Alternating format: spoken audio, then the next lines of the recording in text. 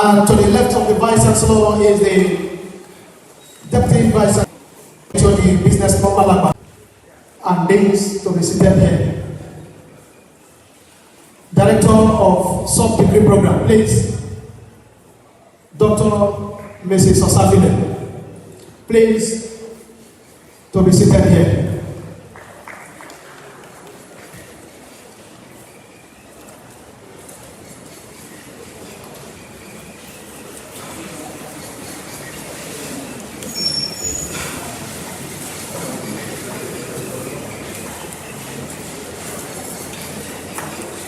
By the permission of the Vice Chancellor, I want to invite Dr. Mrs. Osafide to lead us in opening prayers.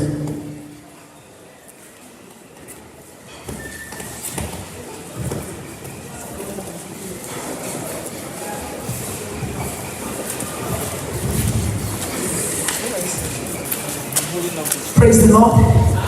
Shall we rise to our but thank you for our guest speaker. Thank you for joining mercies to this place. We thank you for the organization of this program today. The wisdom you granted committee, we say be thou exalted in Jesus' name. The essence of this program will not be lost on us. We will be imparted as a university to impart Jesus. Thank you for hearing us. In Jesus' name we have prayed.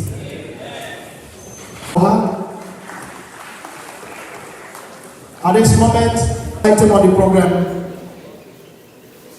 This lecture has been put together by a committee, and somebody is in charge of that committee. And so, may I humbly, on behalf, with the permission of the Vice Chancellor, invite the Chairman, Committee on University Lecture Series, Professor Engineer Christopher Izelu, for his opening remark.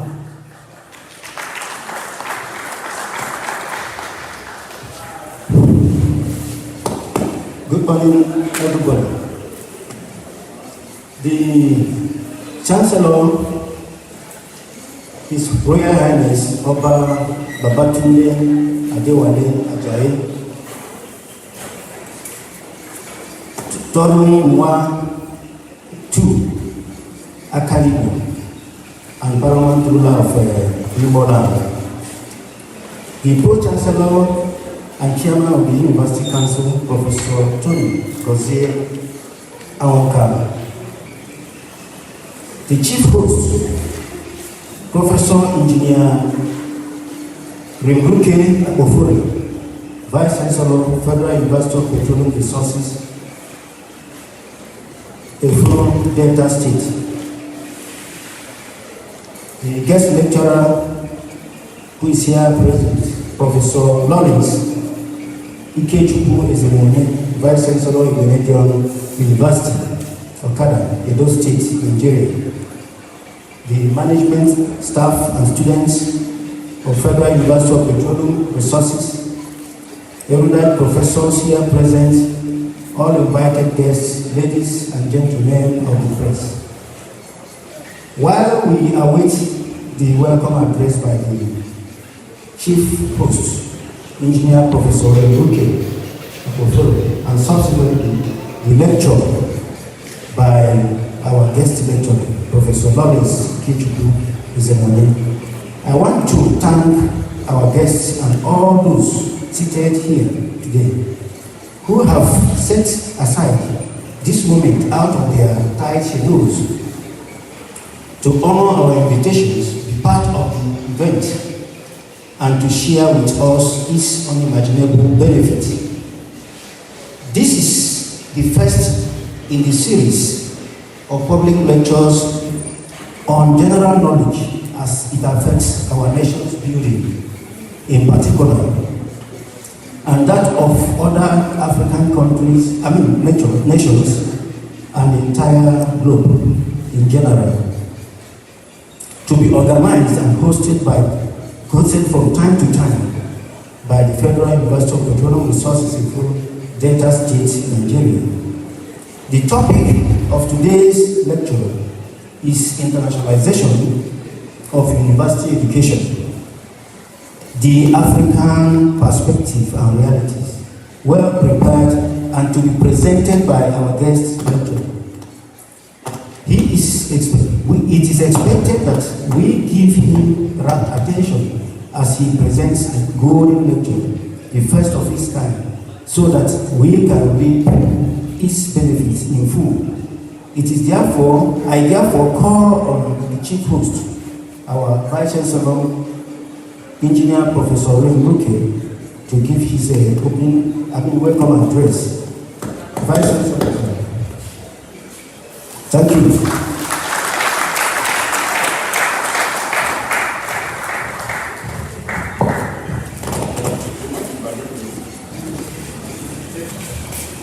First of all, it's so happy on the public addresses.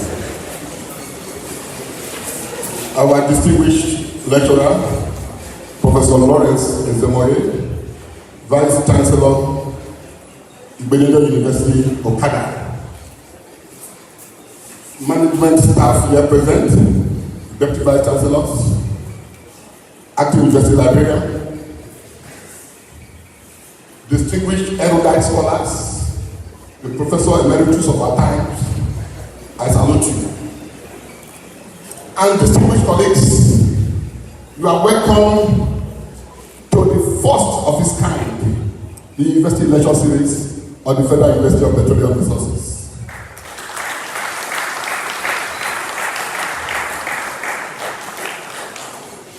This university is organizing this not because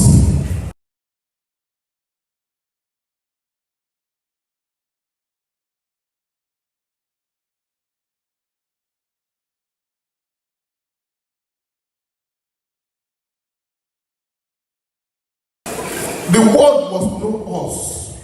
I use the word must because nobody can knock on your door if you don't open the door. That is the reality of things. And we want to let the world know that we exist. And I welcome you to this first inaugural public lecture series, tagged as internationalization of universities. No university is an island. University collaborates in all aspects of academic endeavors. Research, output. Universities collaborate. The last time I visited Benin University, that's what you said. I was encouraged, and I told them that we have a marine engineering department here, and that university is just by the Mediterranean Ocean, the Mediterranean Sea. So whatever I want to do in marine, go to Benin University, American University, in Cyprus. It's by the Atlantic Ocean, by the Mediterranean Sea, I'm to say. And that kind of collaboration will improve whatever intent you have. I welcome you all. This university has taken time to select this guest speaker, Professor Nzemoye. Professor Nzemoye, while he was Deputy Vice Chancellor of Academics, University of Benin, he located Lancaster University to University of Benin. He located that university to be part of University of Benin. I was there when they organized their own lecture series. 5 professors came from that Lancaster University because of him, because of the relationship he was able to create between that university and University of Benin. We are struggling. We are new. Who said you are new? 40-year-old or be 15 years old. You want to crawl? By no means, no. We must force you to walk. We must walk. So, with no time to waste, internationalization or globalization, whichever term you want to use, whether you are talking about globalization or internationalization, whichever term you want to use, but recently I was reading a document and they said there's a difference between internationalization and globalization. That globalization has to do with the economy of the globe, while internationalization has to do with higher education. Am I correct? Clap for me now.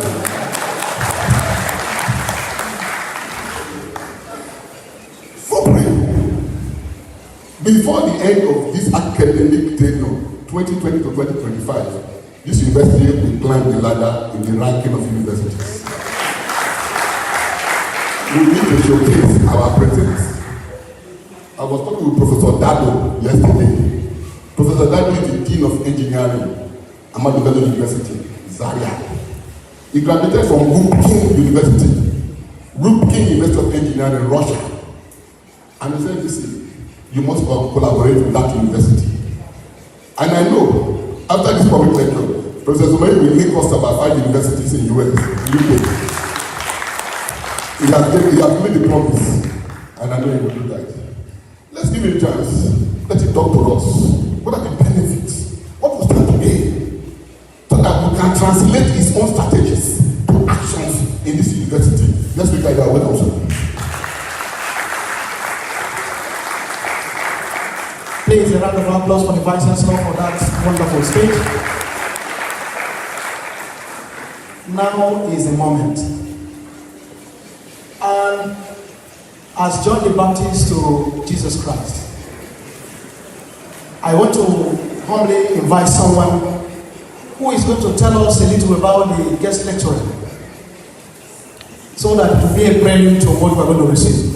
And so, put your hands together as we welcome Engineer Dr. Bosco Falamba for the citation of the guest lecturer.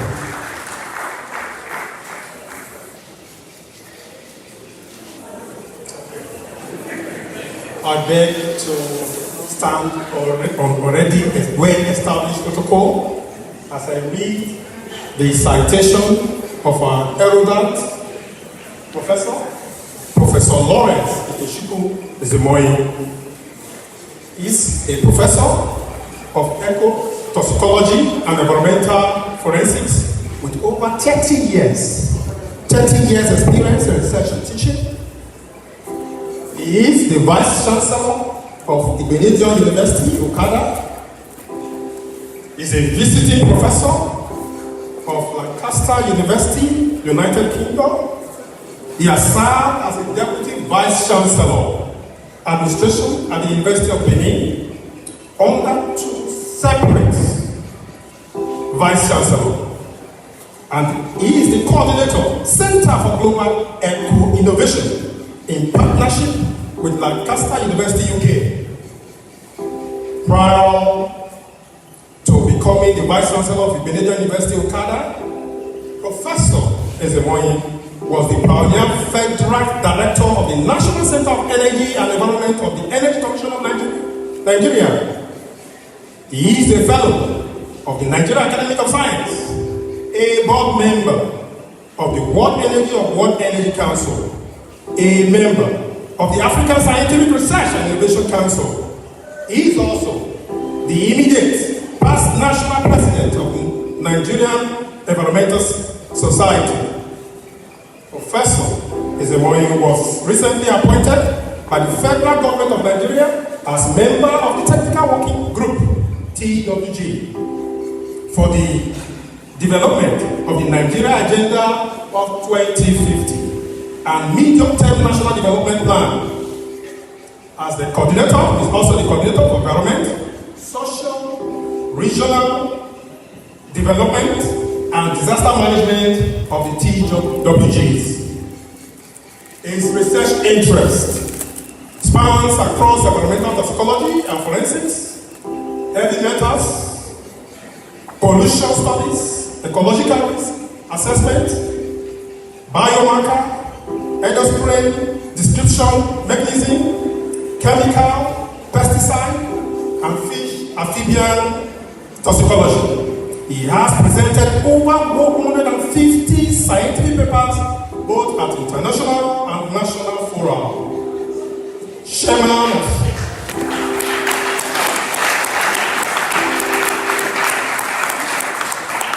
He has served as chairman of sessions and keynote guest speaker at over 90 conferences, seminars, and workshops with over 150 scientific publications.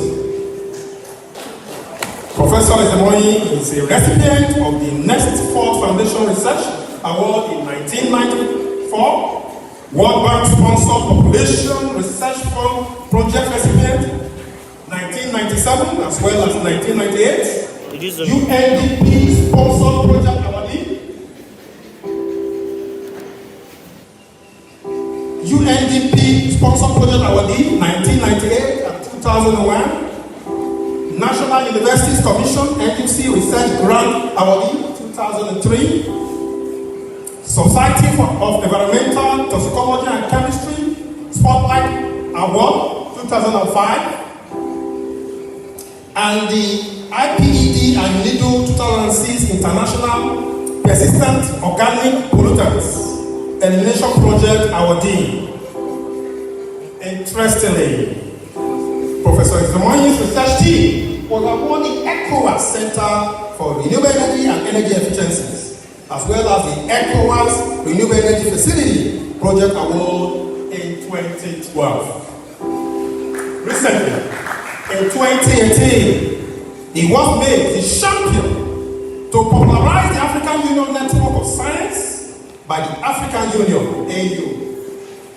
Professor Izemoyi is also a recipient of the Japanese Society of Promotion of Science grant for the International Toxicology Symposium in Africa from 2012 to 2017, as well as the Tertiary Education Trust Fund Third Fund Research Grant recipient for 2014 and 2016. He is currently the principal investigator for the Mega Recirculate Safe Water Circular Economy Project funded by the Research Council of the United Kingdom under the Global Challenge Research in partnership with the University of Lancaster, UK from 2017 to 2020.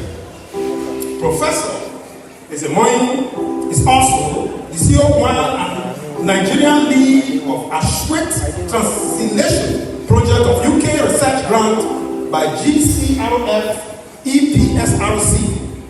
He is currently one of the Nigerian representatives on the World Energy Council, UK's study team on energy resources and policy assessment, as well as a contributing author of the World Energy Trilemma 2013 and the Grand Translation of World Energy Scenarios 2016 documentation of WEC.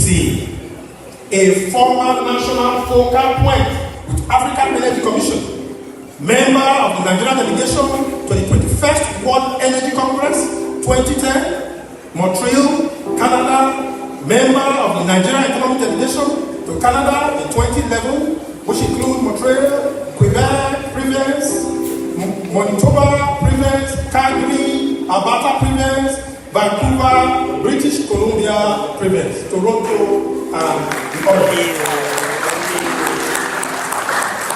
He is a member of the Nigerian delegation of 2011 World Energy Council Executive Assembly in Algeria. He was.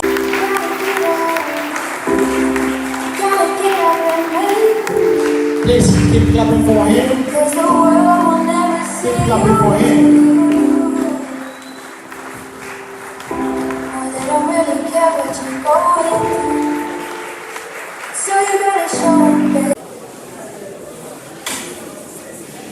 Let us give God the glory. For today is a bright day. Hey, man. For joining us.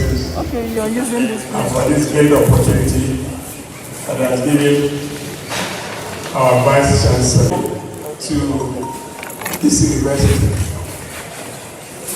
And I'm very, very happy to be here. Very significant and also emotional with so much nostalgia. The last time I was here, I was invited to give a talk on university tradition. And I spoke on that day, and I still remember that I reiterated that all that I spoke concerning the university tradition must remain sacrosanct. Soon after that visit, there was a drama that happened that day. The first lecture was given by Professor Osaya, a Vice Chancellor of Ibadan University. And the second lecture was given by Professor Lawrence Ikechukwu, Deputy Vice Chancellor of the University of Ibadan. 1 month after that visit to Fupre, by the special grace of God, Professor Lawrence Ikechukwu became the Vice Chancellor of the University. So you can imagine what is going around my brain now, that after this visit,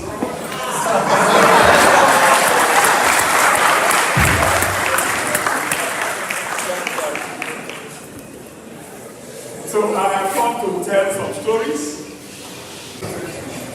personal experiences, and anticipations, and expectations, and the buying I will call from this presentation. Vice Chancellor, Principal Officers of the University, Provost Deans and Directors. I also heard from the Vice Chancellor, a serving emeritus Professor of Science, by saying how much pleasure it gives me to be a Federal University of Petroleum Resources, Fupre, a highly internationalized citadel of learning. First of all, my sincere thanks must go to the purpose-driven, very resourceful, dynamic Vice Chancellor, Engineer Professor Rim Ruke Akpofere, who is driven by the zeal not only to globalize this university, but he has vowed to ensure that this university remains a veritable vehicle of national development. Thank you, VC. My invitation to speak here today arose from a former conversation I had with the immediate past Vice Chancellor, Professor Aki Ibagide. And his intention to have me speak on today's topic was really, but aborted by COVID and other unforeseen circumstances. But the doggedness, the determination and the distinction of our current Vice Chancellor has made today possible. Give God the glory, and again we acknowledge your Christianity. Therefore, it is my pleasure to be with you today. And I must say that I'm highly humbled, highly humbled by the privilege and honor to interrogate a topic so highly canvassed with all its peculiarities and its intricacies.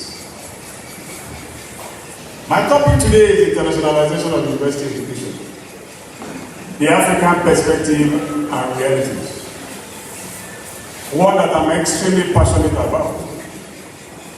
Very distinguished ladies and gentlemen, permit me to take a few steps back. However, to say a bit more about my familiarity with the subject matter.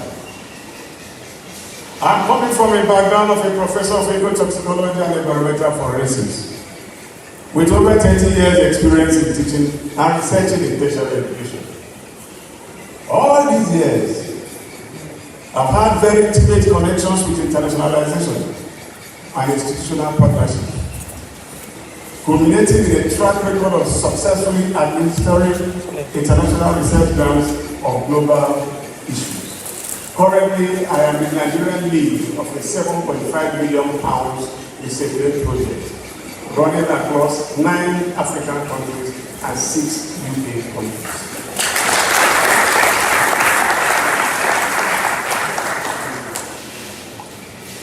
Well, to return to my topic, it is important to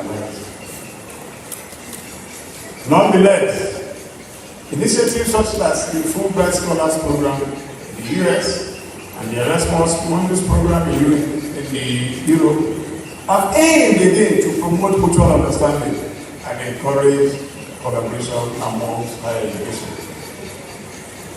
2 words you must not joke: mutual understanding. Second one is collaboration. They will be coming in different spices in this presentation. They might even come in pseudo forms. But they need the same thing.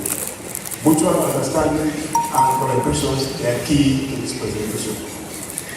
In today's stage of global knowledge, technology and interconnected network and global awareness are all increasingly viewed as major activities that must be sought after.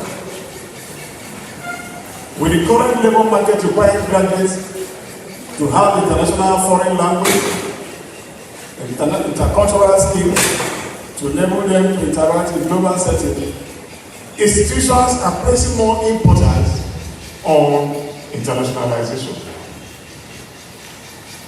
That is not surprising that this university has set out this day to interrogate the principles and practices of internationalization and to embed it in the culture of this institution.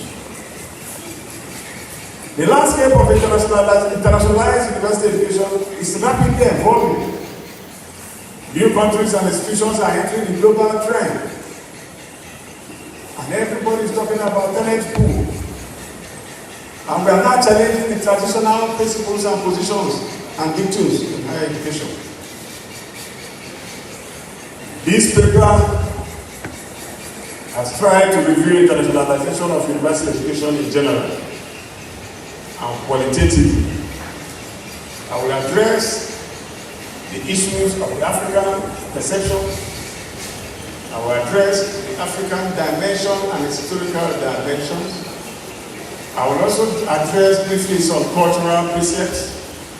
I will look at rationale justification.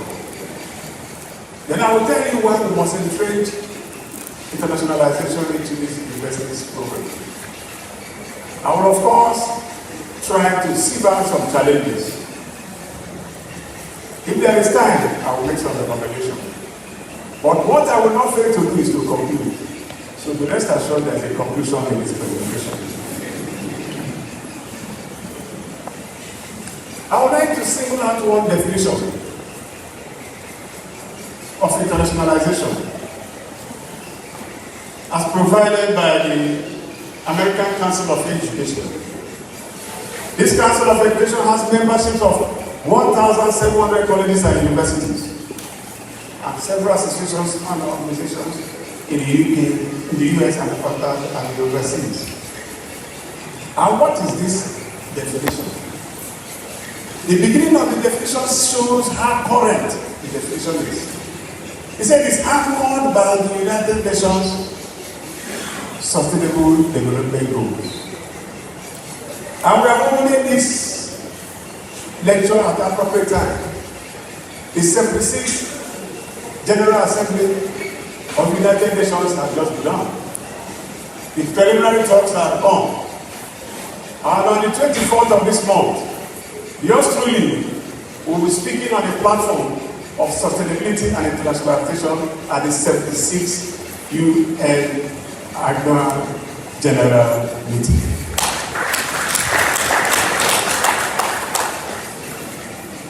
I say it's anchored by Sustainable Development Goals. And what does it mean? It says internationalization is a means for understanding, advancing human and technical connectivity, which means that both human and technical connectivity, technical knowledge must be connected.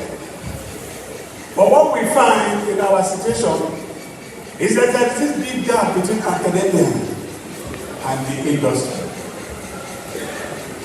So the connectivity between the human knowledge base and the practical and pragmatic technical base is often eluded. And this definition says that it must foster local and global interdisciplinary research and teaching, which means the home base and the overseas must come to terms. And to come to terms, there must be mutual understanding. And to come to terms, there must also be what? Collaboration. The concluding part of the definition warns us that internationalization is a dynamic process rather than a static goal. It is dynamic because various institutions of learning are premised on different goals and aspirations. The mission and the vision statement of Fupre is certainly different from the mission statement of University of the Day. It is also certainly different from Edo State University. It is also very different from the University of Canada. Therefore, the process must be dynamic and changing, but must be able to adapt it into to make it of humanity. Usually, internationalization has some subdivisions. But let me give you the interesting aspect, which will drive our discussion today. It is closely linked with academia. Again, there are some multicultural dimensions in internationalization. So you see, when students graduate from Fupre and travel to the United States for a postgraduate program, that is university internationalization. Whether it's self-sponsored, whether it's university connected, he has left Fupre, Nigeria, African continent. He's in Harvard now in the US. Internationalization of university education. There is also mobility of staff. When staff engage in exchanges, that's mobility. There's international collaborations and cooperations. I will dwell with them later. But these are the precepts of internationalization. Student mobility, staff mobility, knowledge exchange, knowledge transfer, institutional cooperation based on mutual understanding, dynamic process, but no static goal. That is internationalization for you. In summary, and in the main, the components of internationalization of university education, as I said, runs a ring around international collaboration and partnerships in programs and designs. What it brings out is competitiveness. Today, every university that is not poised for global competitiveness is still living in the back. To be globally competitive, you must be internationalized.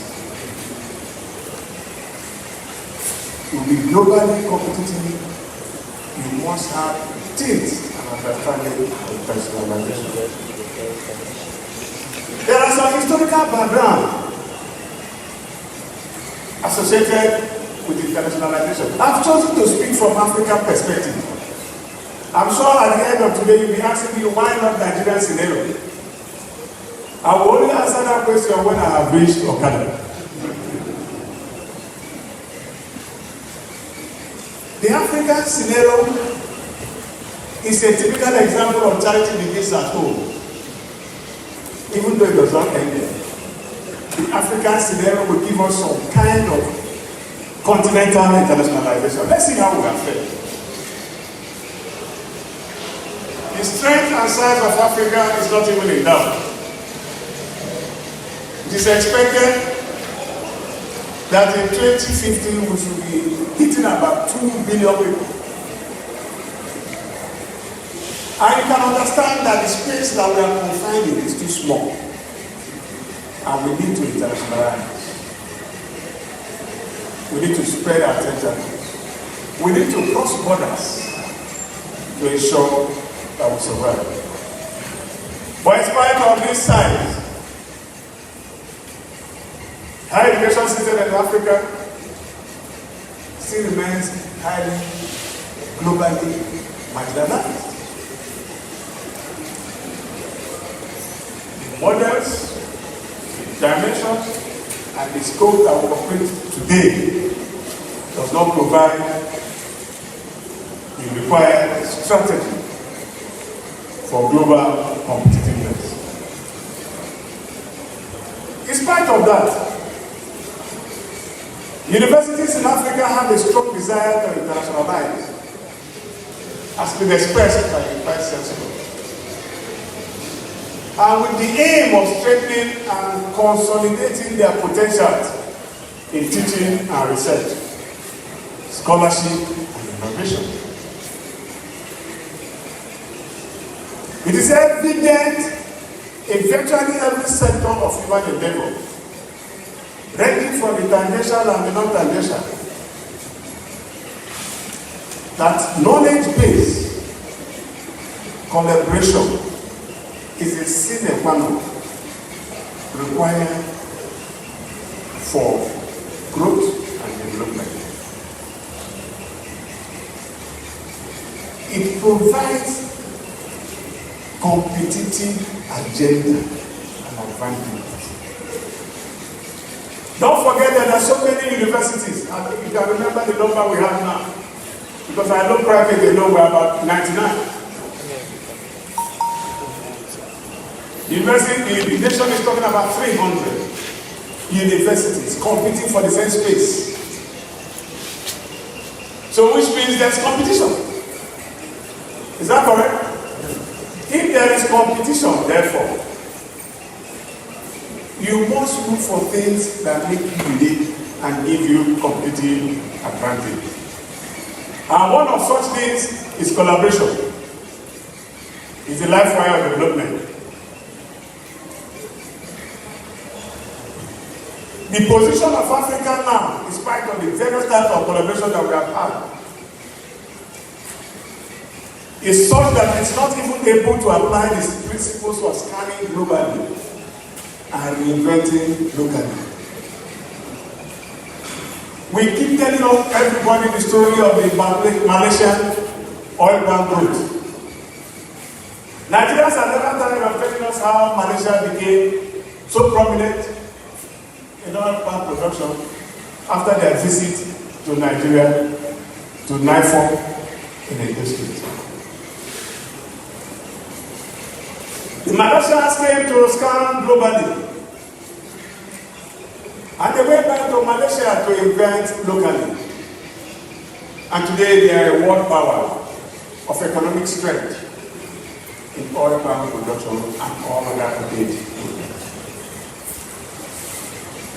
You know the story of the Chinese enterprise and engineering, who we call as a technician, understudies your product, goes back with the same product, dismantles it, and produces a Chinese version which we call Chinese product. Before it was derogatory. Is today. Today, is it any longer derogatory? No. The biggest funders of projects in the world today are the Chinese. They scan globally, but reinvented what? Locally. In Africa, there is a seeming consensus amongst African scholars, all of us,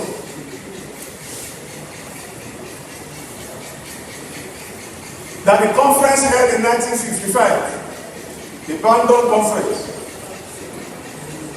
all scholars believe that that was the root of collaboration in Africa.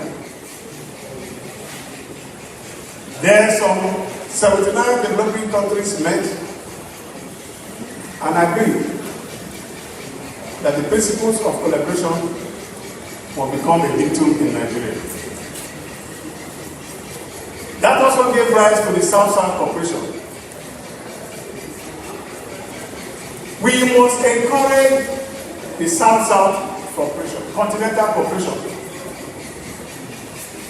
And we must also encourage the North-South cooperation.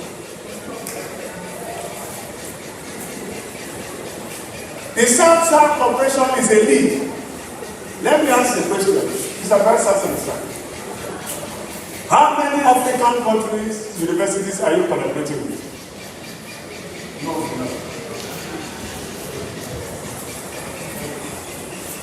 Even the closest university of Ghana is internationalization. I will come to that. South-South collaboration is very, very important, and it's easy. After my convocation on the 27th of November, I will be doing, as my lead, a 5-country South-South collaboration in Africa. In Malawi, in Ghana, in Nairobi. You want to hear more? South Africa.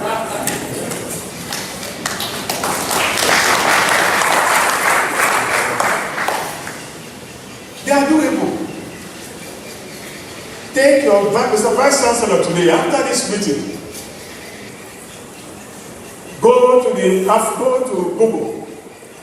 Look for African universities that share the same vision and mission with your university.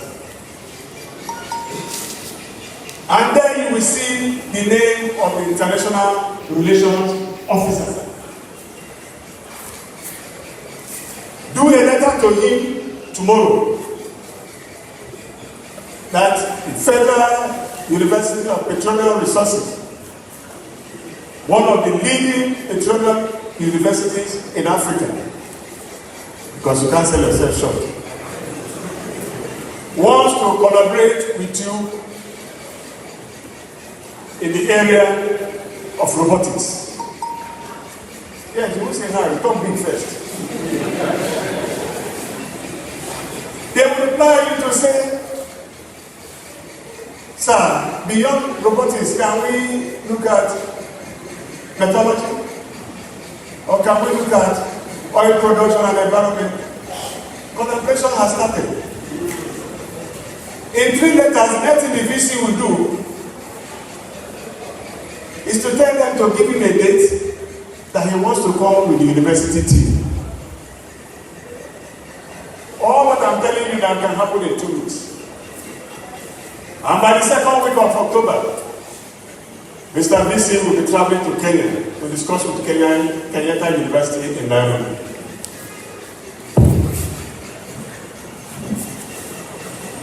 So South-South collaboration is important.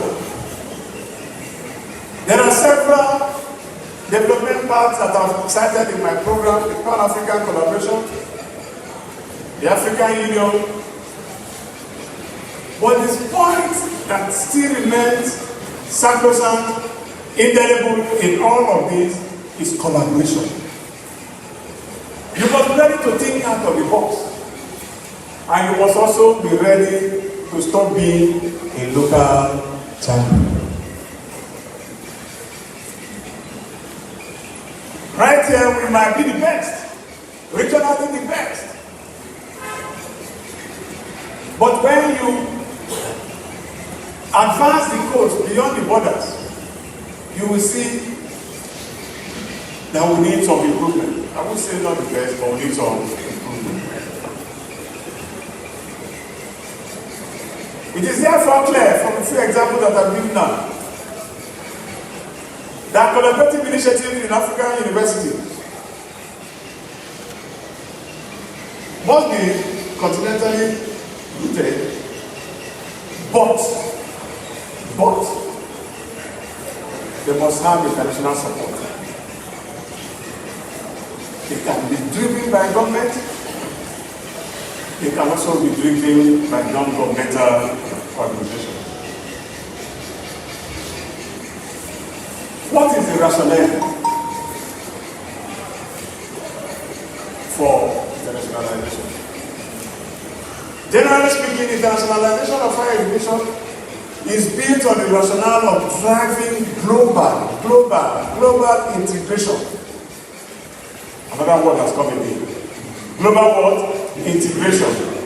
Through transfer of intercultural and global values amongst such basic elements as recruitment of international students. How many international students do we have here? Fantastic. Of course, we are international students. We need to look at that. Before now, we have so many international students. We all school with international colleagues in this country. But now, that spirit of exchange must be revived. Before now, there used to be development of branches. Universities used to have branches in other countries.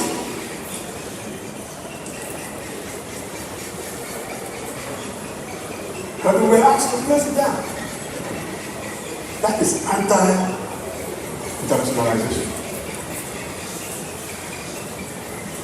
Staff and students scholarship exchange program is a vice chancellor, sir. We must revive that. Exchange programs.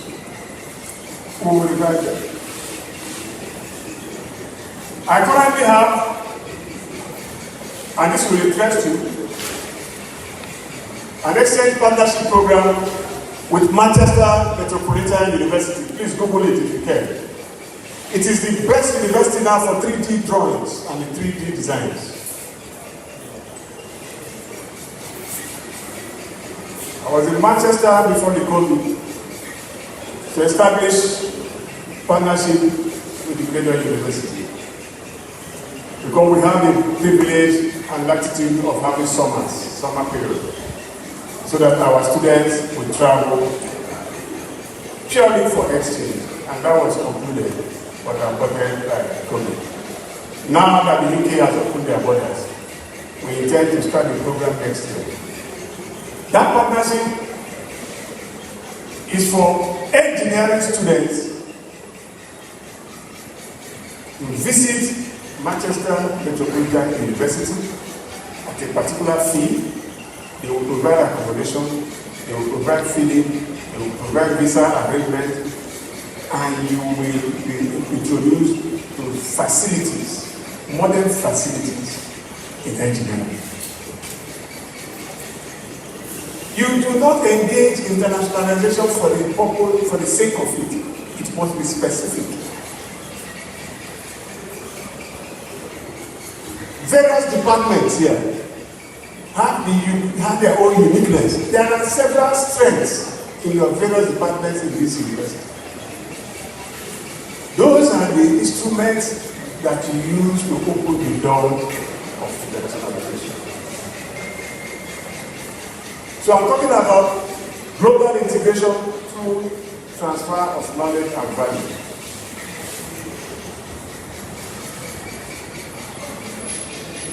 Internationalization, one of the rationale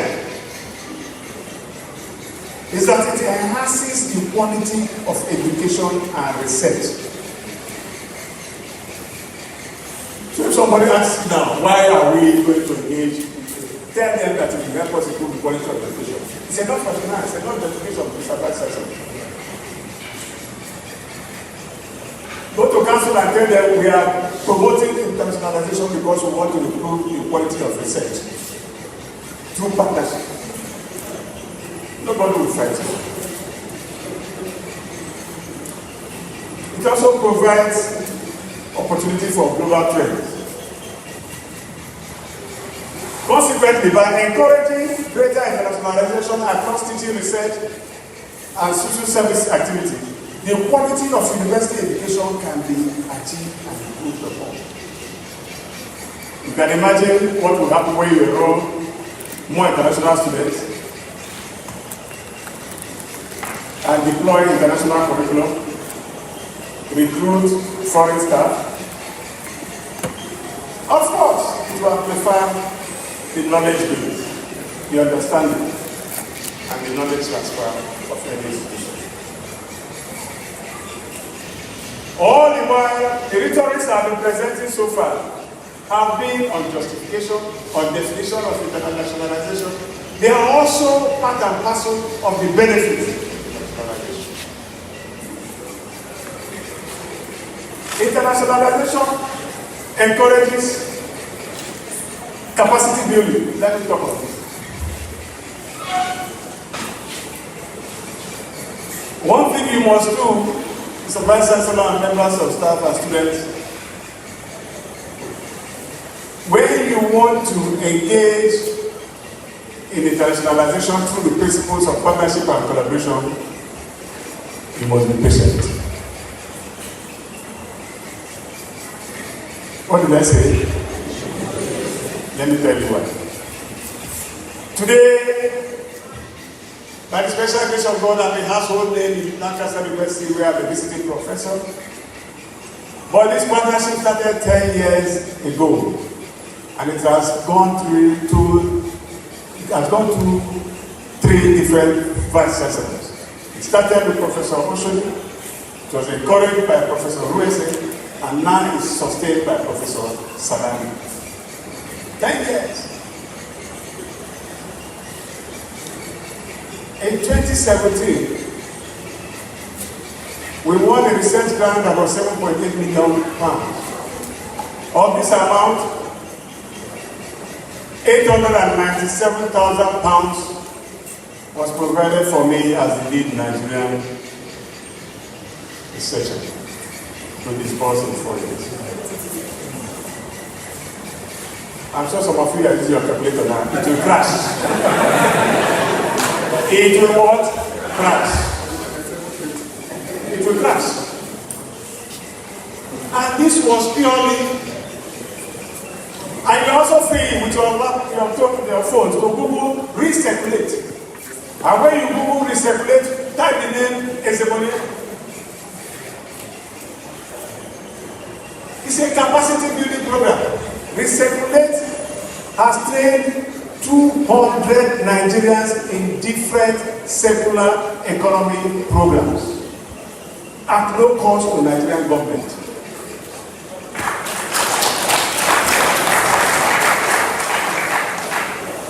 Recirculate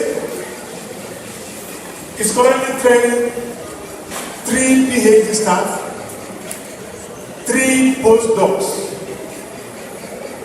and what we have 5 recirculate ambassadors that visit Lancaster any time of their choice for 3 months, all expenses paid by the British government. What can be better than that? And to tell you how sweet that project is, that is why once you start, it doesn't end. But you must be patient.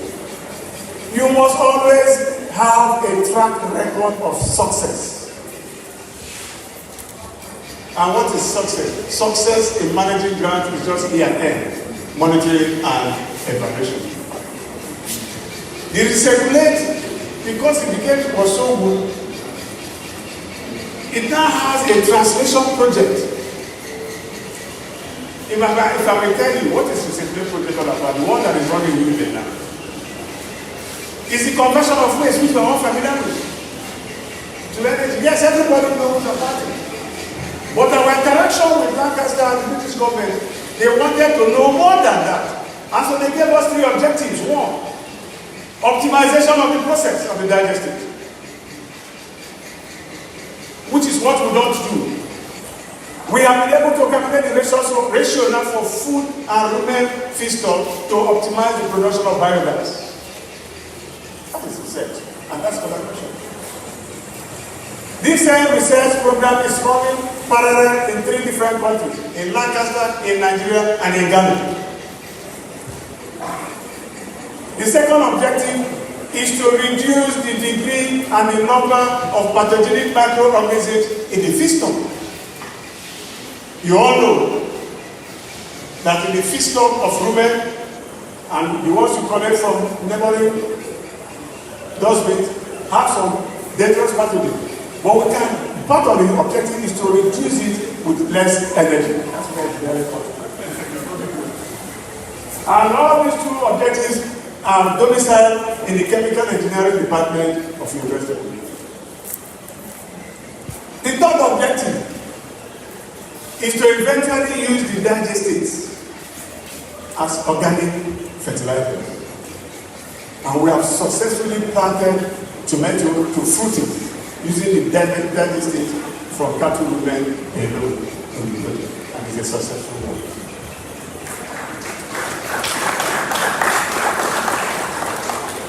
From the 27th to the 30th of this month, September, 40 Nigerians will be gathered at the Envoy Hotel in Abuja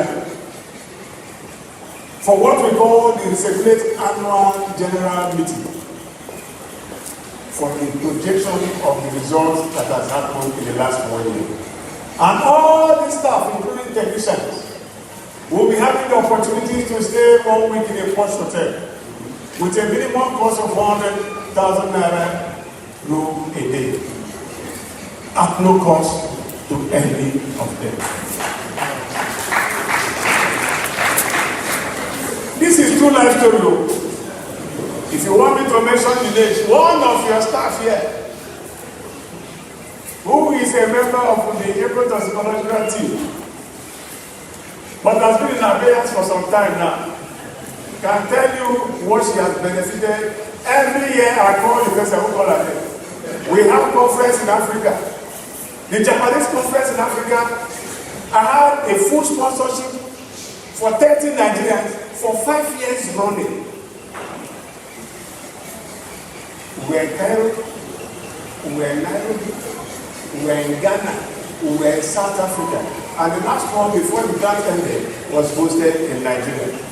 Dr. Doris will tell you more about it.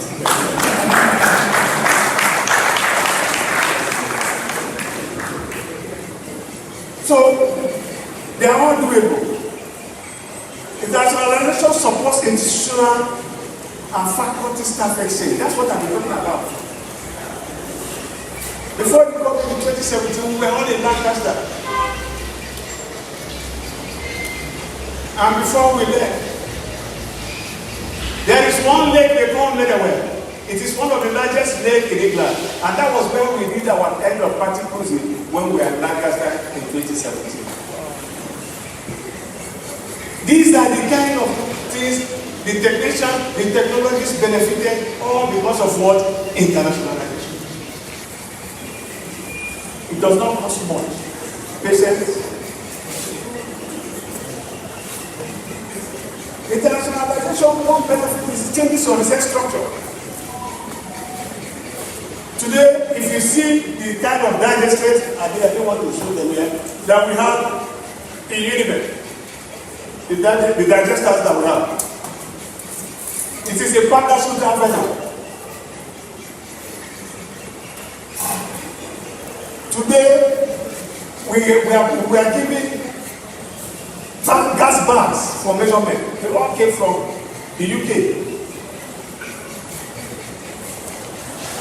So the structures will improve. But again, it's mutual. I don't want you to go and say, give me. You must give something. No. You have to. And what are you giving? Knowledge base. We cannot sell ourselves short. Every year, but for COVID, I was always giving a public lecture as a visiting professor in Lancaster. That is to tell them where we are coming from, Nigeria. The fact that they give us this research grant is because they know that we can pull them through. And they also want to know about your knowledge. So give. We must entrench internationalization in Nigerian universities. And how do we do that?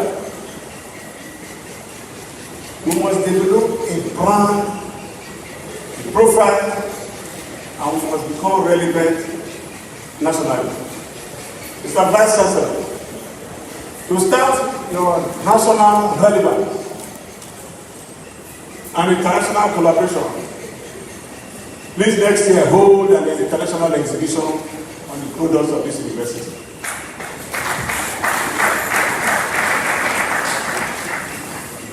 You have done that. You will do it again. Now with a purpose.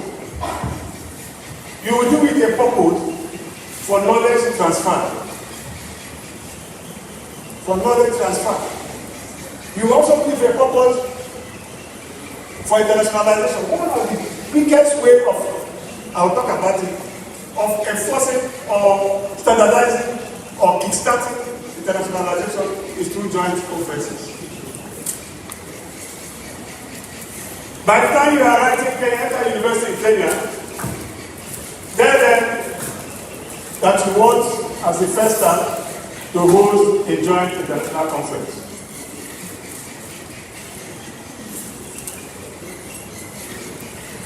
That you can do.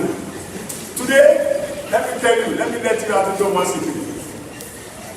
By the time your VC comes to enter that place, I've started what we call master classes. A master class is when you get the best to come and talk to your students. In November, a professor from Johns Hopkins University will be speaking to my medical students via Zoom in a master class. That is huge. We have a business college. 3 professors have been pinned down from Harvard University for master class. That is called brand internationalization. Beyond knowledge-based transfer, visibility is the hallmark of an internationalized university. What is your brand?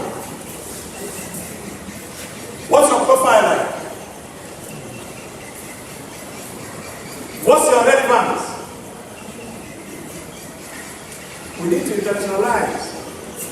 If not for anything, beyond that, don't forget there's also some physical gain for internationalization. The monies you will spend, you will save for sponsored projects will help you do other projects.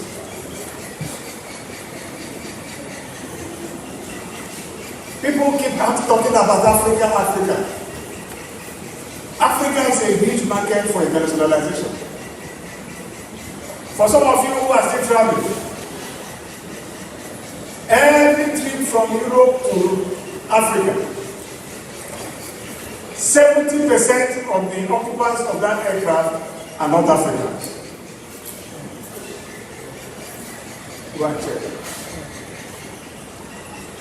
They are not Africans. But they are coming to Africa. What used to be a dark continent is the market for knowledge-based transfer. So we should use that opportunity. And I engage that principle.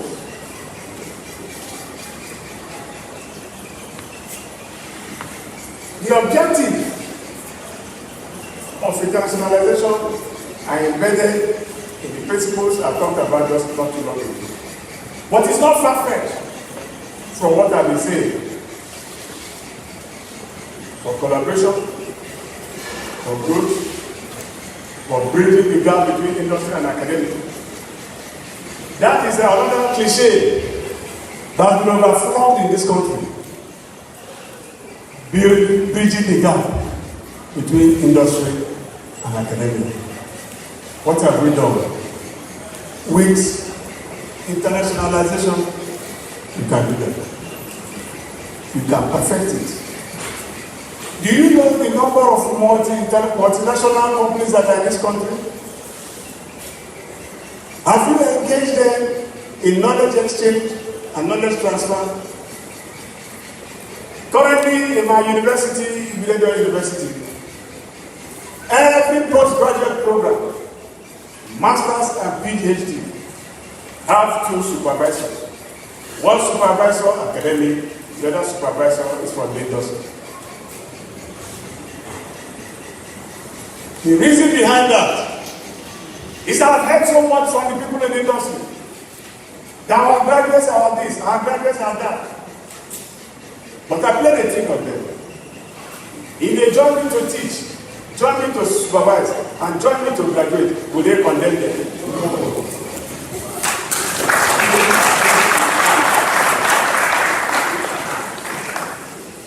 So, that is one way we are used to bring that down.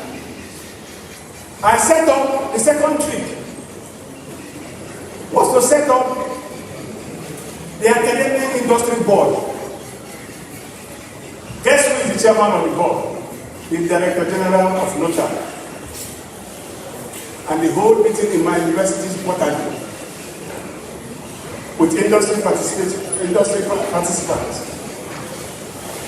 It will interest you to know that I have a wonderful collaboration with Vitaphone, with SPE, your group, the Society for Petroleum University. Don't forget that my university students, they won the best chapter this year, and they're supposed to collect the award in November in Dubai. Clap for them, clap for them.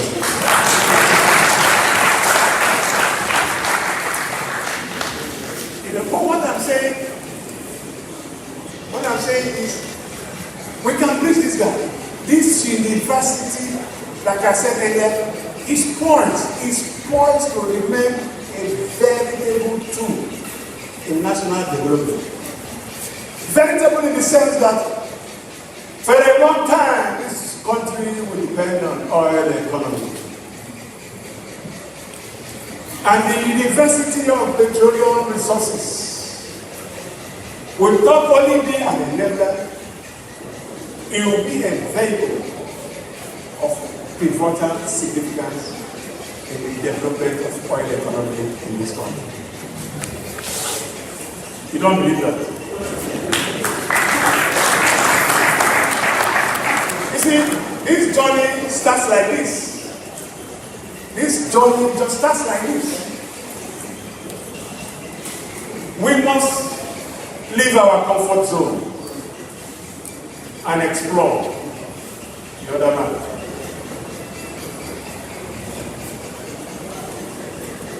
There are 10 points in the dimensions of internationalization. One of them is the international outlook and vision. Mr. Vice Chancellor, sir, I'm sure you have, I don't know what you call it now, exchanges and linkages. Fantastic.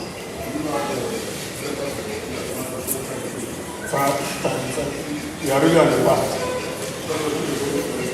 The Center for the Department, the exchanges and linkages. I'm sure by next year you should be able to tell the Vice Chancellor how many continental and international partnerships you have been able to establish after this meeting. It is not enough to answer a director for Center of Energy, Center of Exchange and Linkage. You must produce results. International outlook and vision is very, very important. Is this university an international university in outlook? When I go to the website, your website, can I see you? Can you tell me what you represent immediately? Is the outlook the same thing as your vision? Are you an international scholar in Africa or an African international scholar?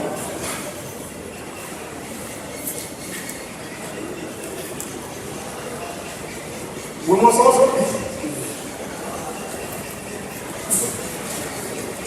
also begin to recruit and employ foreign staff, continental. Please encourage continental visits. Encourage them. Our student mobility back place. We have students from Gambia. We have students from Equatorial Guinea. We have students from Tanzania. And we have students from South Africa. And we have exchanges with you. And staff mobility is a motivation for quality growth in university education. we must also begin to plan international projects. Mr. Vice Chancellor, there are projects that attract international visibility. You get one key man, let him sit down with the computer, begin to find out, look for, search, seek out research projects that are on demand. Let that be the person's job. The next thing you tell me, no funding. All of you that have your smartphone here, go to Google and just key in research grant or funding for your area of specialization, and you will see myriads of them that come out. But rather, you prefer to watch YouTube.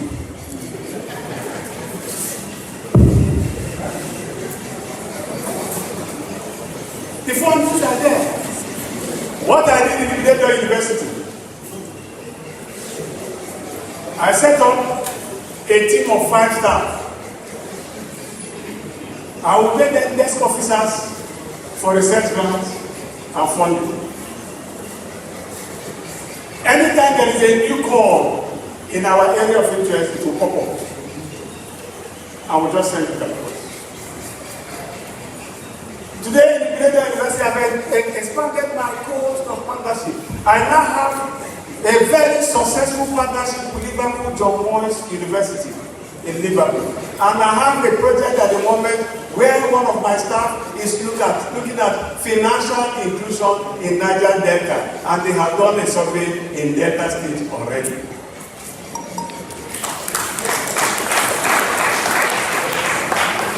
Yes. There is what we call SET, stimulating entrepreneurial skills in scientists. It's a project that I'm driving now at the Nigerian League. And what are we doing? It is under the British Council. Google it, SET. These are 2 life stories. And in SET, what we do is to introduce the entrepreneurial thinking in the heart of a typical scientist. So it's not only publish and perish, no. It's now publish and eat.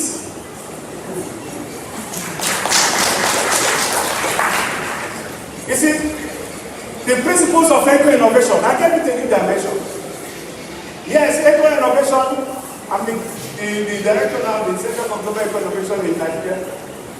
Yes, it is supposed to be, and it is, a center that drives the production of goods and services that has environmental consideration. But I added a new dimension. I say it is also a project that has the economic dimension. Tell a lecturer that if you do this research, you will get this money. He will not leave the lab again. But do you know our problem? You know when I've been talking about collaboration? There is an albatross in our system of education here in Nigeria. A super albatross. You want to know what the albatross is? You sure you want to know? Silo working. Silo, we all work in silos. When the neighbor, your group, when your office mate is coming, you cover your group. You wait and be watching like a church rat. When the person goes, you start again. You cannot get an international research grant from that. No way. Because they will tell you, when you look at eligibility, you have seen everything, you are qualified, 5 years, 10 years. There is one professor there. Multidisciplinary and gender consideration required. So the man that is working in silo will just look at that point, he will just close that chapter. He has lost £50,000 just because he has refused to work with his company. I tell you what, with due humility, in the last 5 years,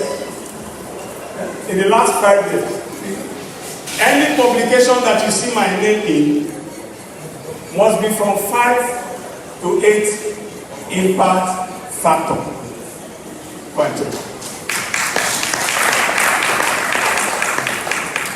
There is no magic. There is no magic. It's collaboration. There was one I published with the Japanese University of Hokkaido. We were 17 authors.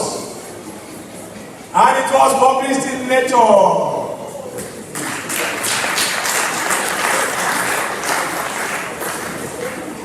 Seventeen authors. We are not ready yet. We must hope. You see, I told you that we must go home with 2 words, 2 key words. Mutual understanding and what? Once we can break those 2 barriers, man, we are there. Because first of all, when the international partner is coming, he's coming with intent and purpose, but he also wants to benefit. So there must be mutual benefits. So we must break down those walls and allow academic boundaries to cross academic border crossing through. I introduced the principles of ABC. You know what that means? Academic border crossing. So you cannot remain a chemical engineer no, without knowing what is happening in the environment. If you that is it. If you are an engineer and you are not impacting socially, you are not ready. Today, the discussing oil industry is not all about money. There are social contracts that you must fulfill. But you are not the master of that domain, so you must look for the expert. So we must be humble.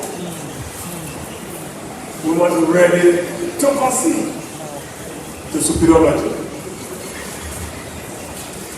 So the impact of international research in Africa and Nigeria is great. I've spoken from personal experience, and it's still on. Currently, like I said, we have a British Council project that will begin. Mr. Vice Chancellor, sir, I will today plead and write officially that Fupre collaborates with the Millennium University on SET.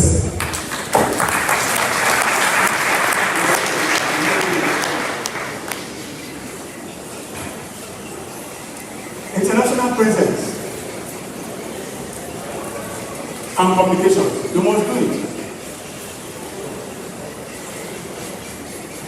I will have a meeting with the UN, the European Union in Abuja. And they said they wanted us to have a cultural center. I said yes. I had a meeting with the Indian embassy. They wanted integration. I said we will do that. Today I have introduced foreign languages in my university and certificate program. Chinese, German, and the French language, all for internationalization.